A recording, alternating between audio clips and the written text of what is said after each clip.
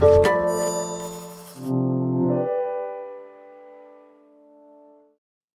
welcome everyone. Welcome to the EHE virtual symposium about intensity with efficacy in acute myeloid leukemia. The topic is discuss about intensive upfront platform for challenging disease presentations. So today we are three panelists. So my name is Thomas Cluzeau from Nice University Hospital in France. I am with Dr. Tapan Kadia from Houston in USA and Dr. Christina Rautenberg from Germany. So thank you to PeerView for providing this station, and we thank also Jazz Pharmaceuticals for providing the educational grant for this symposium. So you could, during this symposium, submit your question using the chat feature, and we will answer them throughout. We will also answer questions that you have already submitted at the close of the session. So you can, after the session, upload all the slides from this presentation. So do not hesitate to visit the website and download the slide of this presentation. So to introduce the topic of today, we will discuss about acute myeloid leukemia, and as you know, recently during the last decade, we had a lot of drug in acute myeloid leukemia approved in Europe and in US. The majority of the drug were approved in the two sides, but some drugs are only approved in US.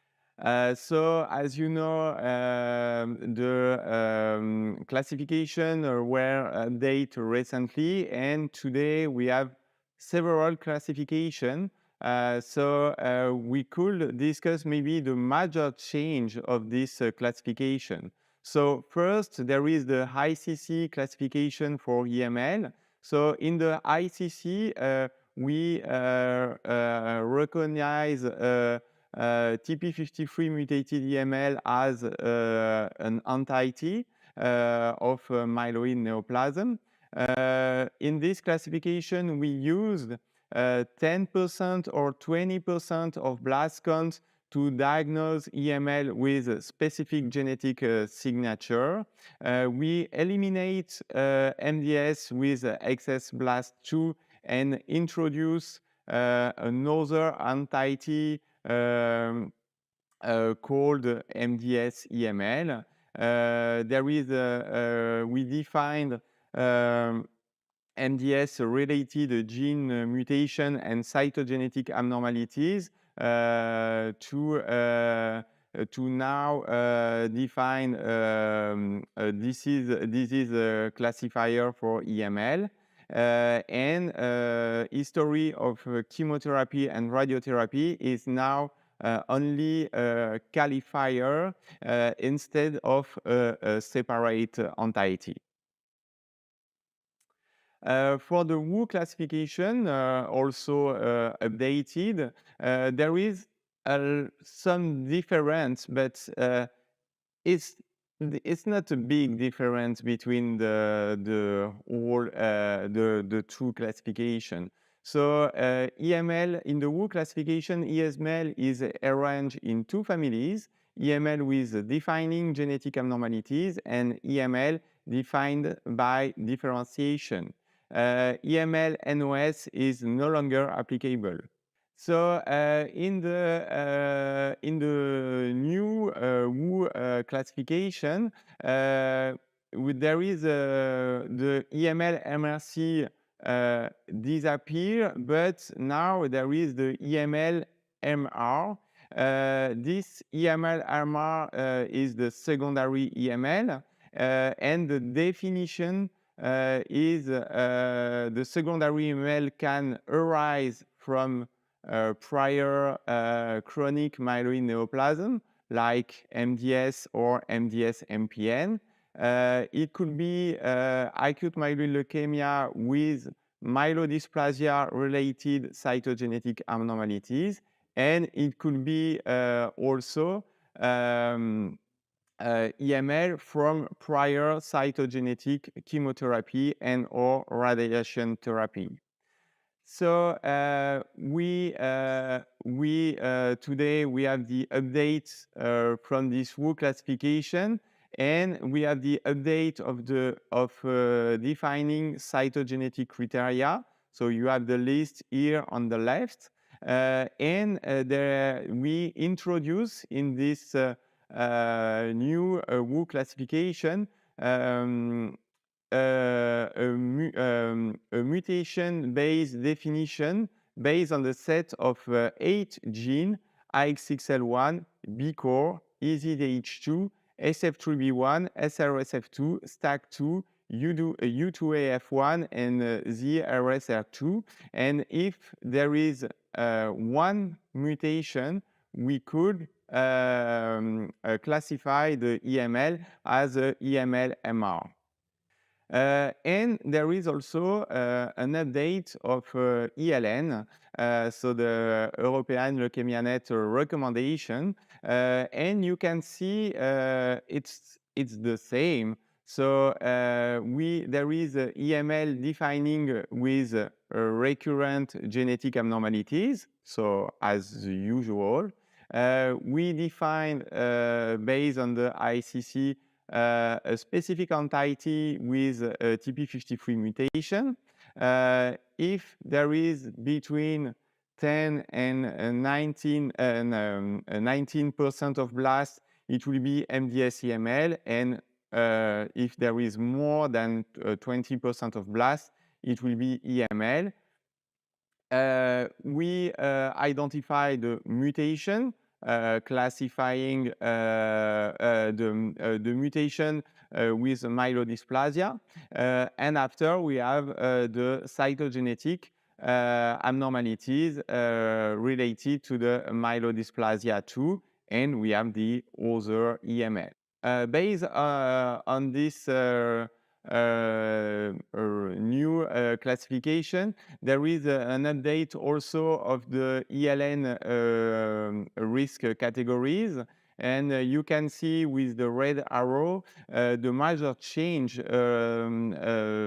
for this risk category. So the major change are that the NPM1 mutated patient without a FLT3 ITD as considered as favorable. All the other NPM1 mutated patients won't be considered as favorable, for example, for the FLT3 ITD.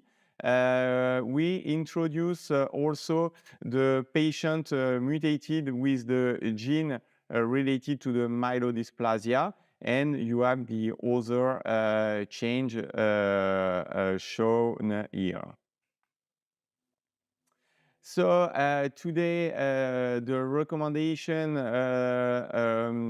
are like that, using the new treatment. So for the FLT3 mutated patient, the patient receive intensive chemo in combination with midostaurin in induction, consolidation, and maintenance. For patients with non-mutated for FLT3, the recommendation is to use an intensive chemo with induction and consolidation and oral azacitidine as maintenance. For patients with EML with CD33 positive, we could add gemtuzumab ozogamicin during induction and consolidation. And for patients with EML-MR or therapy related, we could use CPX-351. But In this retrospective data, we show that the less intensive or more intensive chemo used to treat acute myeloid leukemia show the same no significant difference in terms of overall survival, independently of the age, independently if we adjust with some parameters. So maybe it's possible to discuss to be less intensive, not with for all patients, but maybe for some patients, and it's what we would like to discuss today. So our goal for today, for this symposium, is to improve our understanding of factors that can characterize challenging EML subtype in which intensive therapy may be an option, expand our knowledge of the evidence supporting newer upfront intensive therapy platform in diverse EML settings, equip you with the skill you need to select personalized upfront treatment for patients with challenging EML subtype, including secondary EML, and enhance your skill for managing a unique safety consideration associated with intensive therapy platform that include newer cytotoxic or targeted agents. To answer to all these questions and to open the discussion, it's a pleasure today to be with Dr. Kadia from University of Texas in Houston, and it's a pleasure to be with Christina Rautenberg from University Hospital of Essen in Germany. And Christina, the floor is yours now. So thanks, Thomas, for the kind introduction. And I would like to begin my presentation with a clinical consult. So we are facing a 72-year-old man who is presenting in a generally good condition, performance status of 1, but who is diagnosed with pancytopenia due to a diagnosis of AML with marked dysplasia. And further diagnostics revealed myelodysplasia-related cytogenetic abnormalities and also myelodysplasia-related mutations.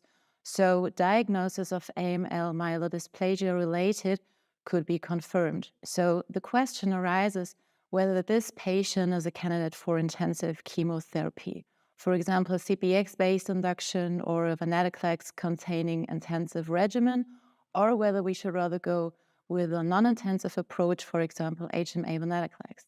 And as I'm presenting to you real-world data and also data from the pivotal trial about CPX, I will describe why I think that this is an optimal candidate to receive CPX-based induction and also maybe to proceed to allogeneic stem cell transplantation. So I will not go into details regarding definition of secondary AML myelodysplasia-related mutations as you have heard about before, but I would like to draw your attention to the lower part of the slide where it's nicely shown that secondary AML, according to the above mentioned definition, makes up about 25% of all AML. And historically, secondary AML was treated with intensive approaches, anthracycline and cytarabine-based chemotherapy, and a strong consideration for allogeneic transplantation, so comparable to approaches in de novo AML. But what has repeatedly been shown, and what you can see here on the slide, is that secondary AML have an inferior survival despite these intensive approaches compared to de novo AML. So there has for a long time been a high unmet clinical need for these patients with secondary AML. And in 2014, 2015, CPX has been investigated in a phase 2 trial in AML patients, and this is not a typically new drug, but more a new formulation of 2 known drugs, cytarabine and daunorubicin. And these drugs have been combined in a liposomal formulation in a fixed 5:1 molar ratio. And this formulation provides a more synergistic leukemia cell killing in vitro and also a more selective uptake of the liposomes with this fixed formulation more by bone marrow leukemic cells than by healthy bone marrow cells. And in humans, CPX has been shown to preserve the delivery of the synergistic 5:1 molar ratio for more than 24 hours and a drug exposure that maintains for 7 days. So the phase 2 clinical trial of CPX has shown promising CR/CRI rates, especially in the subgroup of patients with secondary AML. And because of this, there has been a multicenter open-label randomized phase 3 clinical trial that especially included patients with therapy-related or secondary AML that were eligible for intensive chemotherapy. Patients, of course, had to be treatment naive, and they were among the age of 60 to 75 years old. Patients were randomized in a 1-to-1 manner to receive either induction chemotherapy with CPX or 7+3, and those patients who do not achieve hypoplastic bone marrow could receive a subsequent or second induction chemotherapy. Those patients who achieved CR/CRI after 1 or 2 induction chemotherapies could then go on with up to 2 consolidation cycles, or they could proceed to allogeneic stem cell transplantation according to the decision of their treating physician, either instead of or after consolidation therapy. And the primary endpoint was overall survival. Secondary endpoints, for example, were response rate, duration, event-free survival, and safety. And here you can see the results regarding CR/CRI rate. We can see that CPX was associated with a significantly higher overall response in terms of CR/CRI compared to 7+3. We observed CR/CRI rates of 48 compared to 33%, and the authors also observed a higher amount of patients proceeding to allogeneic stem cell transplantation in the CPX compared to the 7+3 arm, although this was not statistically significant. Furthermore, CPX seemed to be well tolerated, which was presented by lower rates of early mortality in the CPX compared to the 7+3 group, and this was also true not only for day 30, but also for day 60 mortality. So regarding outcome analysis on overall survival as the primary endpoint of this trial, we see now here the long-term survival, 5-year overall survival for both groups. And what we can see is that there is an overall survival benefit also in the long-term follow-up for those patients who achieved CPX or received CPX compared to 7+3. And this survival benefit is especially pronounced in those patients who proceeded to allogeneic transplantation. As you can see on the right side in a landmark analysis, patients who proceeded to transplant achieved a 5-year overall survival probability of 52%. And we would like to encourage you to listen to 5-year follow-up data that are presented by Dr. Cortes, who showed that CPX results in improved overall survival independent of baseline bone marrow blast count compared to 7+3. So regarding the outcome pattern after transplant, we can here see also landmark or post-hoc analysis in the transplanted patients. And what is observed is that CPX not only seems to improve disease control, but also is very tolerable, resulting in less non-relapse mortality in those patients that receive allogeneic transplantation compared to patients who were or received induction with 7+3. But one has to keep in mind that these non-relapse mortality rates, not only for 7+3, but also for CPX, are rather high compared to other data we know from prospective clinical trials, for example, the treosulfan trial. But of course, multicenter randomized trials represent the gold standard for clinical trials, but we know that patients in these cohorts always represent a very selected patient cohort. And this sometimes makes interpreting or translation of these results into real-life patient care a little bit difficult. And furthermore, there were some aspects in the pivotal trial of CPX that have not been addressed, for example, the role of younger patients or the role of measurable residual disease. So there has been a high interest in real-world evidence with CPX, and I would like to present 3 real-world analyses from Europe, one from the Italian group, one from the French group, so your group, Thomas, and one from our group. These cohorts comprised 71 to 188 patients. Median age was comparable, although in the French and in the German cohort, patients were slightly younger, but also AML subtypes were distributed equally among the 3 real-world analyses. So regarding treatment characteristics, among all of these 3 cohorts, only a minority of patients achieved or received a second induction. Majority only received 1 induction chemotherapy, but there is a difference among the cohorts regarding the frequency of patients receiving a CPX-based consolidation, with a very small amount of patients in our group, in the German cohort. And I think this might in part be explained by the higher transplant rate we observed in the German cohort compared to the other real-world analysis, and also in contrast to the pivotal trial. So regarding response, the response rates range from 47 to 65% in terms of CR/CRI, and we identified different, but also or always typically high-risk characteristics.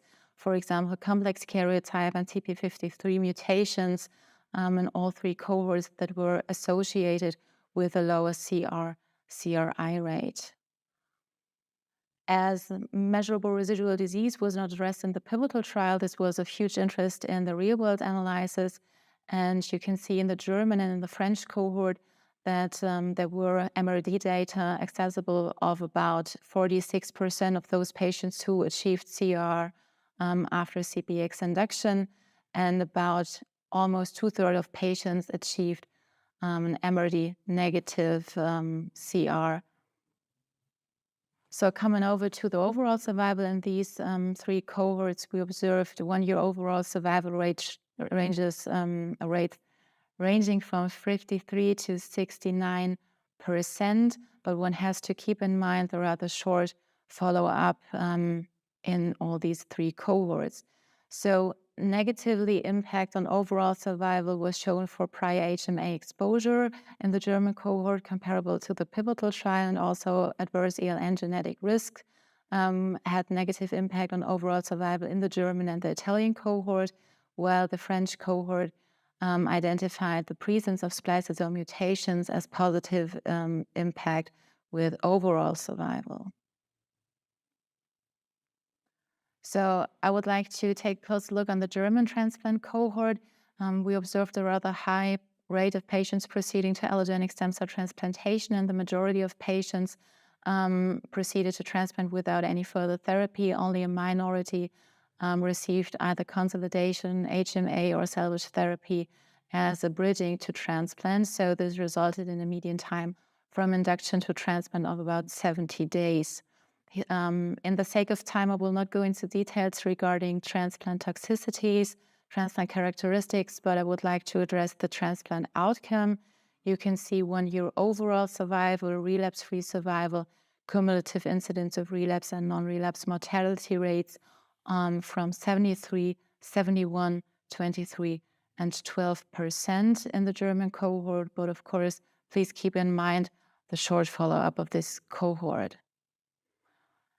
What we observed was that especially those patients had extremely good overall survival who achieved MRD negative CR, also comparable to or compared to those patients who achieved a CR but with MRD positivity. While the French and the Italian cohort, they observed lower CR or lower transplant rates, but I think they very nicely underline the importance or the benefit of allogenic transplantation in those patients who were treated with CPX. The French cohort on the left can nicely show the improved overall survival for those patients who proceeded transplant compared to those who do not. And this is also true as the Italian group can show for those patients who achieved CR. And they identified the proceeding to allogenic transplantation as the most important factor for overall survival in multivariate analysis. So at the last slide, I would like to talk about hematologic recovery and toxicities.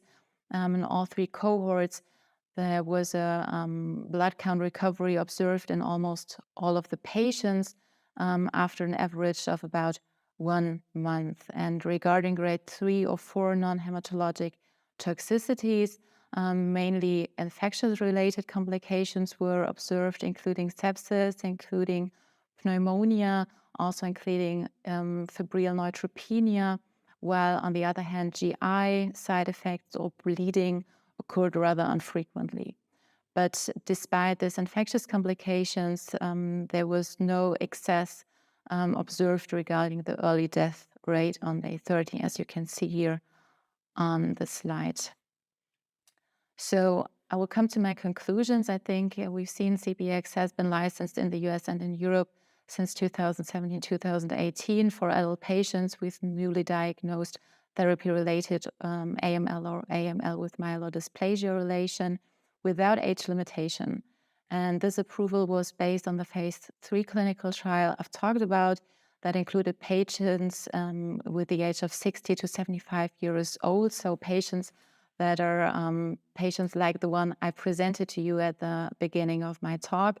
And the pivotal trial could show a benefit in overall survival and higher CR rates compared to 7+3 induction. But I've also told you that patients in clinical trials represent a selected cohort, but also the European real-world analysis could confirm nicely the efficacy and safety of CPX and secondary AML. But still, I think there are several issues that are not addressed. For example, the role of younger patients, the role of secondary type mutations.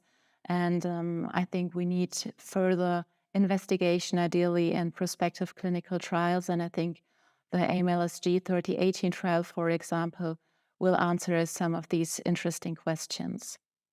So maybe you, Thomas or Tapan, you have any other thoughts or aspects you would like to add to the conclusions regarding our patient?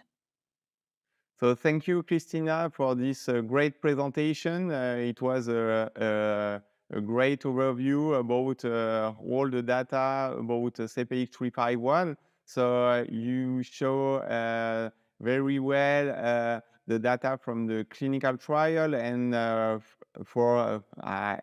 think it's really important to show that the real life evidence is the same.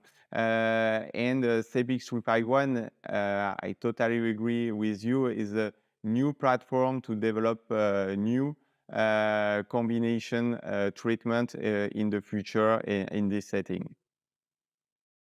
Hey, I agree with Thomas. I think that Christina, fantastic presentation. I think that you really defined the role of CPX, and we know that CPX 351 is a key drug, an important drug for patients with secondary AML. I really enjoyed seeing the real world data, really kind of emphasizing and confirming what we saw in the clinical trials.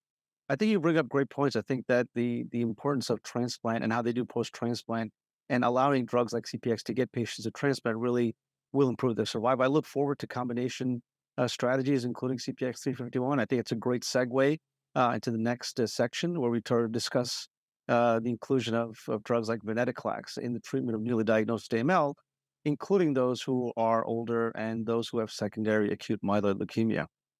Okay, so now we will move on the next presentation from Dr. Kadia. So do not hesitate to take some question using the chat, and so we move now. And thank you, Dr. Kadia, for the next presentation. Thank you, Dr. Cluzeau. Happy to be here. I want to thank Peer Reviewed for inviting me and all you attendees of EHA. Glad to talk to you. So what I'd like to touch upon a bit is the use of venetoclax-based platforms when we combine them with other regimens besides the low intensity therapy that we've come to know with HMA or low-dose cytarabine.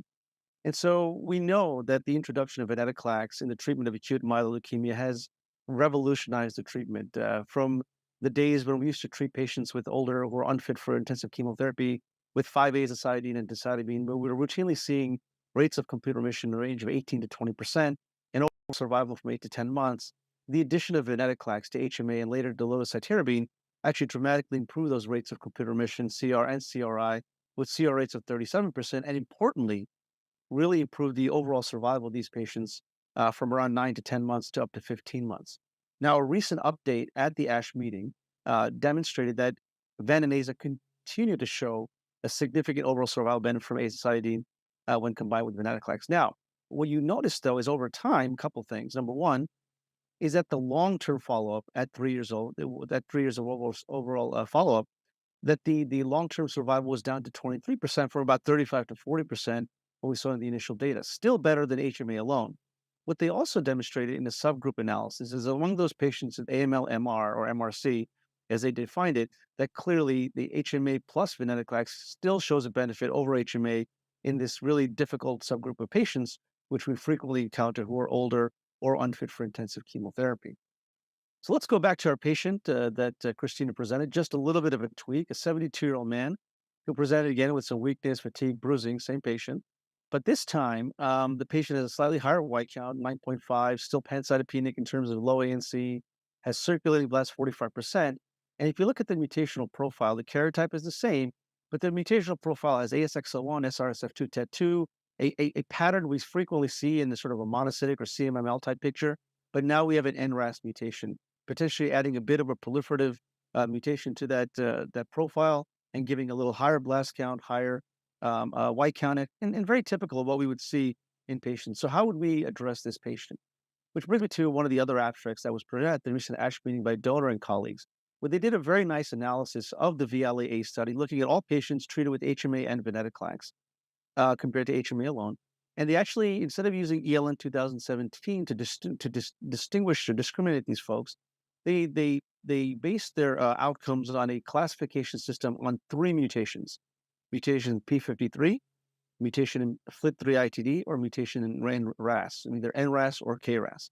And based on this, they were able to divide the patients very nicely into 3 categories: those who were P53 mutated, those who had no mutations, which was the top curve, and those who had either mutations in FLT3-ITD or a mutation in RAS. And you can see here, it really nicely delineates the outcomes just using these 3 mutations. And then when they went a step further, they looked at who benefited the most with the combination of ven-aza compared to aza therapy, azacitidine alone. And on the left, you can see that the majority of the benefit of this population was in the higher benefit group. And these are patients who had no mutations in P53, FLT3-ITD, or RAS. So neither of these 3 mutations. Those are the patients who seem to demonstrate the greatest benefit with the addition of venetoclax to azacitidine. Alternatively, if you look at the next 2 columns, which are the intermediate benefit group, those who had those, quote, signaling mutations, which are the FLT3-ITD or the RAS mutations, they had maybe a marginal benefit where you can see clearly not significant compared to azacitidine alone. And then on the right, you see the low benefit group. Any patient who had a P53 mutation did not seem to benefit in terms of overall survival with the addition of venetoclax to 5-azacitidine. So what can we do with this patient population who has, let's say in our patient population, an NRAS mutation along with the secondary type? So here I'd like to introduce you to another regimen, a new regimen that we recently published, which is still low intensity, okay? Still a low intensity regimen in older patients with newly diagnosed AML with the combination of venetoclax. So here we have low-dose cytarabine, not a higher dose cytarabine, so still low intensity with venetoclax. But to that, we added drug cladribine based on data of the synergy between cladribine and low-dose cytarabine. You'll notice this regimen also does not include anthracycline, but a dual nucleoside analog doublet combined with venetoclax in patients with newly diagnosed AML. We recently published this data and recently updated it. So in a population of patients over the age of 60 with a median age of 69 years, in the first 60 patients, we demonstrated a composite remission rate of 93%. So CR/CR rate of 93%. Among those, 80% had complete remission with complete count recovery. And importantly, 84% of those patients had MRD negativity demonstrated by flow cytometry. And this led to a 12-month and 24-month survival of 73% and 64%, respectively, as you can see here. And this is still a regimen that can get you to transplant. Now, Christina just showed you that it was really important for those patients who had CPX 351, who went to transplant. They really benefited more when they got to transplant. You can see here 34% of our patients were able to get to allogeneic stem cell transplant. So it's a regimen that leads to high rates of response, deep MRD, and can still get you to allogeneic stem cell transplant. The next question we had was, what about responses in different subgroups? So we had mutation analysis in all these patients at baseline, and we're able to look, and you can see that CR/CRi was maintained across all types of subgroups. And specifically, if you look at those patients in secondary AML, their CR/CRi rate was over 80%. So also very active in that particular subset of patients with newly diagnosed AML. Further, we wanted to answer this question about RAS mutations, right? I know I told you that our patient with a little bit of a tweak had a RAS mutation in addition to the other secondary mutations, which we frequently see.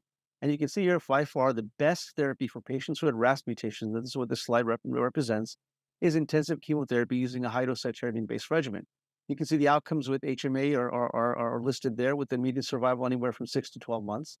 And then on the right bottom, you see that the clad low-dose Ara-C plus venetoclax had possibly the best overall survival with short follow-up among these patients with RAS mutations.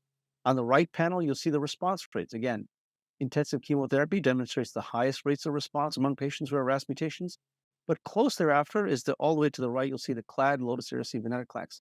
So now, this is an opportunity for a low-intensity regimen in patients who are older than 60 years of age, potentially who have RAS mutations, who may not benefit, according to the donor data, from HMA and venetoclax. But what if we change the backbone to a cladribine, low-dose Ara-C, and venetoclax regimen in this particular subset? So an opportunity to use venetoclax, which has become a more and more important drug in AML, with different backbones to improve response rates and potentially improve outcomes long-term in a broader population of patients. And you'll see this theme as the evolution of AML treatment continues, as we start adding venetoclax to newer backbones, including CPX 351, as Christina just mentioned.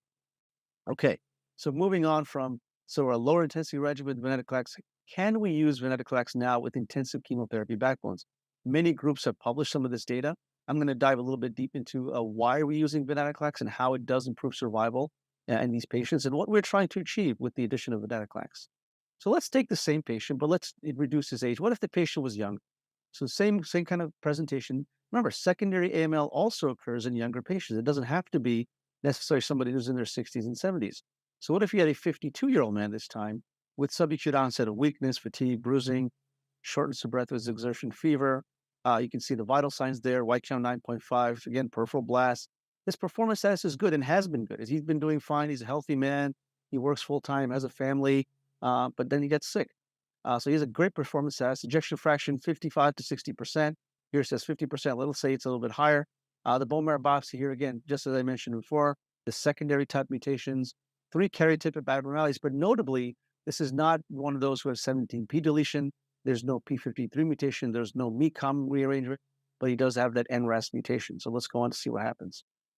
So what is our goal, right? What is our goal to adding venetoclax to intensive chemotherapy? Well, we want to improve efficacy, right? We want to improve rates of complete remission, A.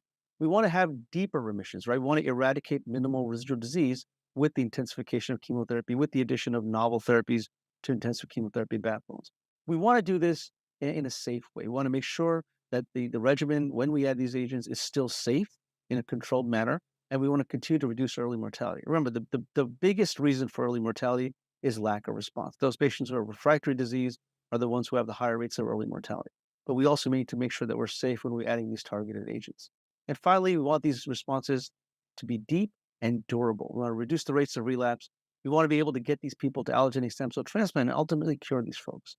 On the right hand, we see a background of just some selected studies with intensive chemotherapy, starting with the Polish study, the cladribine added 7 and 3, and then 3 studies which use high-dose cytarabine during induction. You can see complete remission rates ranging from 65 to 84%, and a long-term overall survival in the range of 2 to 3 years of 45 to 60% with intensive chemotherapy alone. Can we improve on this with the addition of venetoclax? And I'll show you in this study where we looked at our historical data and then our current data with venetoclax. So just as a quick summary, these are just some of the studies that we've done with intensive chemotherapy combined with venetoclax. starting at the top with FLAG-IDA plus venetoclax, again, an intensive chemotherapy regimen using hydroxycytarabine with venetoclax in a young, fit population. You can see the top curve with a 1-year, 2-year survival over 80%.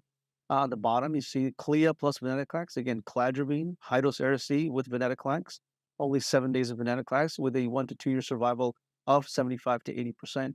And on the right table, you see all there summarized.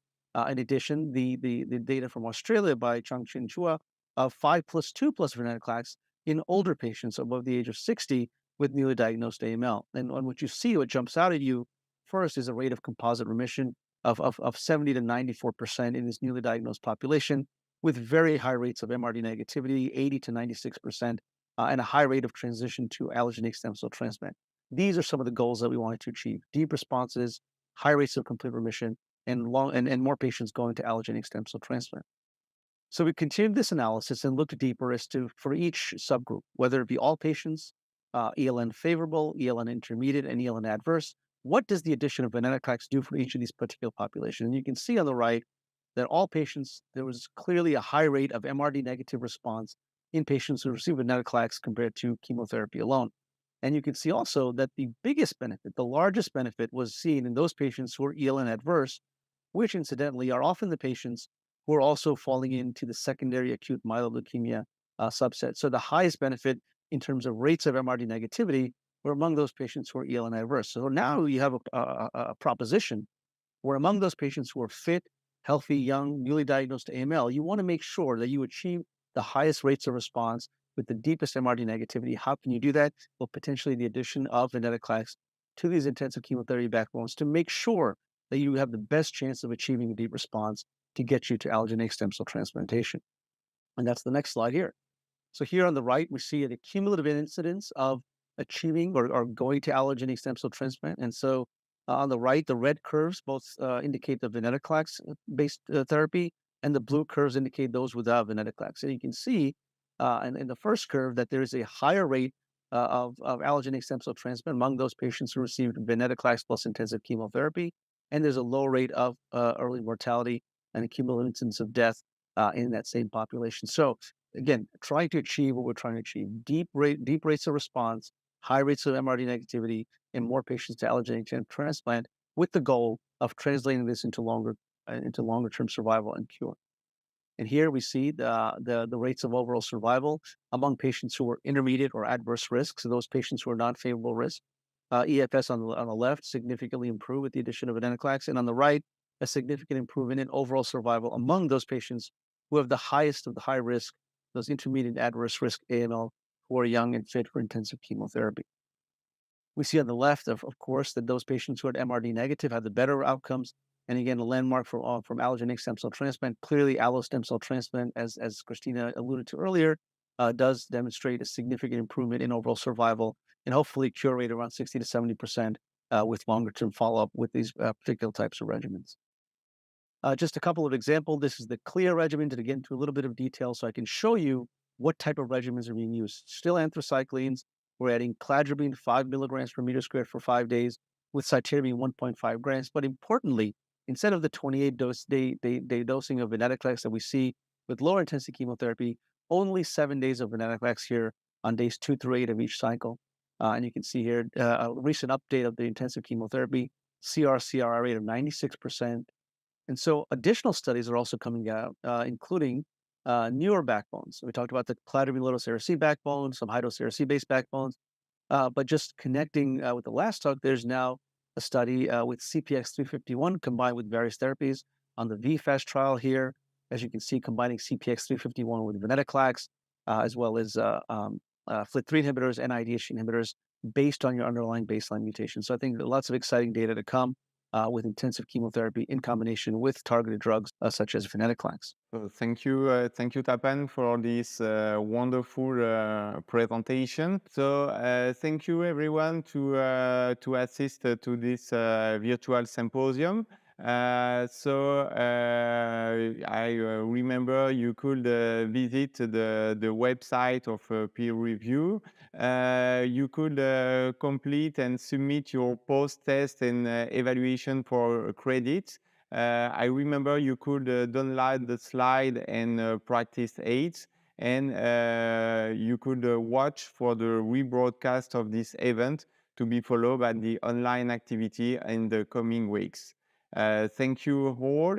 Thank you, Dr. Kadia and Dr. Rautenberg, and have a good day.